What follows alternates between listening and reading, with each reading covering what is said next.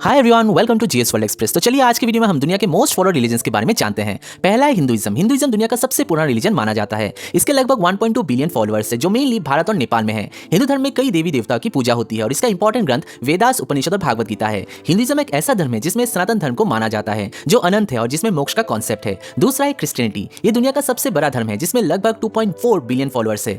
ये धर्म Jesus Christ के टीचिंग से ऊपर बेस्ड है। बाइबल इसका पवित्र ग्रंथ है और वेटिकन सिटी जो दुनिया का सबसे छोटा देश है वो क्रिश्चियनिटी का रिलीजियस हेडक्वार्टर माना जाता है। तीसरा है इस्लाम। इस्लाम दुनिया का दूसरा सबसे बड़ा धर्म है जिसमें 1.9 बिलियन फॉलोअर्स है। यह धर्म प्रॉफेट मोहम्मद के टीचिंग्स के ऊपर बेस्ड है और कुरान इसका पवित्र ग्रंथ है। हर साल हज का एक बड़ा इवेंट होता है जिसमें लाखों मुसलमान मक्का जाते हैं। चौथा है बुद्धिज्म। बुद्धिज्म की शुरुआत गौतम बुद्ध ने की थी और आज इसके 500 मिलियन फॉलोअर्स है। यह धर्म ध्यान और अहिंसा पर बेस्ड है। इसका पवित्र ग्रंथ त्रिपिटका है। बुद्धा को एक धर्म के रूप में माना जाता है लेकिन कई लोग इन्हें एक स्पिरिचुअल टीचर भी मानते हैं। सिखिज्म का जन्म गुरु नानक देव जी ने किया था और आज इसके 25 मिलियन फॉलोअर्स है। इसका पवित्र ग्रंथ है गुरु ग्रंथ साहिब। सिख लोग सेवा और इक्वालिटी को मानते हैं। हर गुरुद्वारा में लंगर चलता है जिसमें बिना किसी भेदभाव के हर कोई खाना खा सकता है। जुदाइज्म यानी यहूदी धर्म। जुदाइज्म एक पुराना धर्म है जिसमें 15 मिलियन फॉलोअर्स है। यह धर्म मोसेस के टीचिंग्स के ऊपर बेस्ड है और इसका पवित्र ग्रंथ तोड़ा है। ये एक ऐसा धर्म है जिसका रिलीजियस ट्रेडिशन आज भी बहुत ही स्ट्रिक्ट है। जैनिज्म एक एंशिएंट इंडियन रिलीजन है जो अहिंसा दैट इज नॉन वायलेंस के ऊपर ज्यादा फोकस करता है। जैन्स के 24 तीर्थंकर सोए हैं और महावीर जैन इनमें से लास्ट तीर्थंकर थे।